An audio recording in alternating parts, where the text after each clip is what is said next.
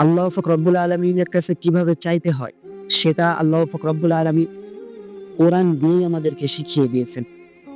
রব্বুল আলামিন কোরআনের ভিতরে অসংখ্য দোয়া আমাদেরকে শিখিয়েছেন। রব্বানা যালামনা আনফুসানা ওয়া ইল্লাম তাগফির লানা ওয়া তারহামনা লানাকুনান্না মিনাল খাসিরিন।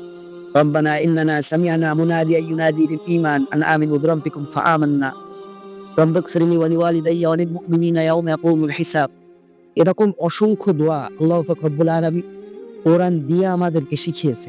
কিভাবে আল্লাহর কাছে চাইতে হয়, কি বাক্যগুলো ব্যবহার করতে হয়। কোরআনের ভাষায় দোয়া করলে এই দোয়াগুলো কতটা যে মধুর হয়, যে ব্যক্তি কোরআনের ভাষা বুঝে দোয়া করতে পারে সে বুঝতে পারে। অনেকগুলো দোয়া নিয়ে কথা বলবো না। আল্লাহ পাক রব্বুল আলামিনের শেখানো কোরআনের ভিতরে একটা শক্তিশালী দোয়া নিয়ে আজকে কথা বলবো ইনশাআল্লাহ।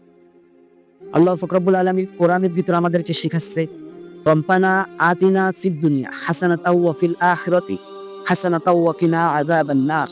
কোরআনের ভিতরে যদি আপনি ৫ থেকে ৭ টা দামি দোয়াকে আপনি সিরিয়াল অনুযায়ী সাজান, তাহলে এই দোয়াটা ১, ২, ৩ নম্বরে থাকবে। এই দোয়াটা এতটা শক্তিশালী অথবা এতটা মূল্যবান। এই দোয়ার সারাংশ হলো দুনিয়া ও আখিরাতে যত কল্যাণ আছে সব কল্যাণ আল্লাহ তুমি আমাদেরকে দান করো।